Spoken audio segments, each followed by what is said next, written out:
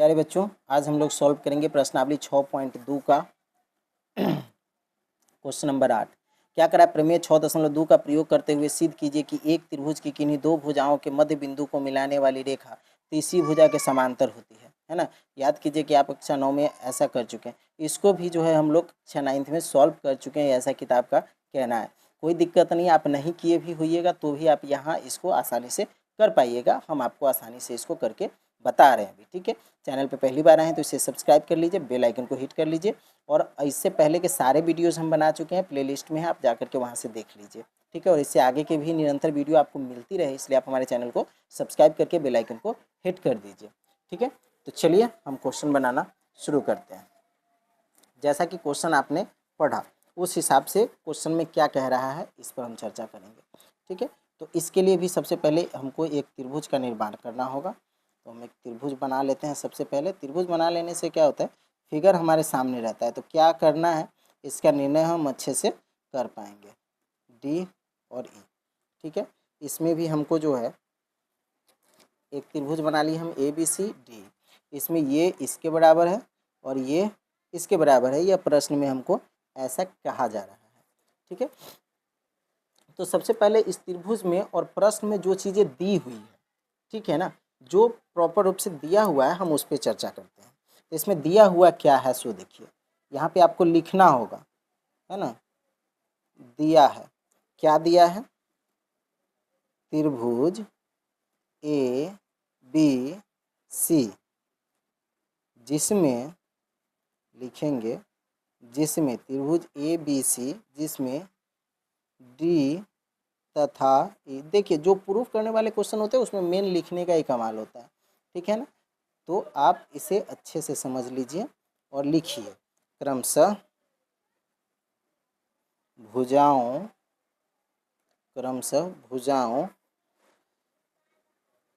A B तथा ए सी के मध्य बिंदु, ठीक है, मध्य बिंदु है, ठीक है ना, तथा डी ई को मिलाया गया है, तथा डी ई को मिलाया गया है। देखिए इसमें जो कह रहा है कि त्रिभुज जो ए बी सी है ना, इसमें डी और ई, ठीक है, डी ई बिंदु दिया हुआ है जो ए बी और ए सी के बीच में मिलाया गया है, ए बी और ए सी के बीच में मिलाया गया है। यह चीज़ें हमको इस फिगर में जो है इस फिगर में वही हमने यहाँ लिखा है, हमने अपने मन से कुछ भी नहीं लिखा, ठीक है। चलिए अब आगे क्या करना है, हमको सिद्ध क्या करना है वो देख लीजिए। जो हमको सिद्ध करना है वो हम लिखेंगे, सिद्ध करना है। इसमें हमको सिद्ध क्या करना है कि डी ई जो है पैरेलल है बी सी, ये चीज़ें हमको इसमें साबित करके देना है इसको, ठीक है। तो इसमें कैसे उत्पत्ति हो रही है, तो सबसे पहले इसकी उत्पत्ति हम लिखेंगे। उत्पत्ति में हमको क्या लिखना होगा, चूँकि त्रिभुज है ना ए बी सी में, त्रिभुज ए बी सी में, ठीक है। बुक को जरा सा अब हटा लिया जाए, बुक की जरूरत नहीं पड़ेगी, है ना। त्रिभुज ए बी सी में डी भुजा, है ना, डी भुजा, त्रिभुज ए बी सी में जो है डी भुजा ए बी तथा ई भुजा, ठीक है ना, लिखना होगा ए बी तथा ई भुजा ए सी का मध्य बिंदु है, ए सी का क्या है, मध्य बिंदु है, मध्य बिंदु है, ए सी का मध्य बिंदु है। तो इसमें ए डी बराबर क्या हो जाएगा, डी बी। और जब ए डी, यहाँ पे देख लीजिए, जब ए डी डी बी के बराबर होगा तो जो हमारा समीकरण तैयार होगा वह क्या होगा, ए डी बटा डी बी इजकल टू 1, ठीक है। इसी तरीके से फिर ए ई और ई सी बराबर होगा, यही बातें होगा। क्या मतलब कह रहा है कि ए ई सी के बराबर है, यहाँ लिखना होगा ए ई बराबर ई सी।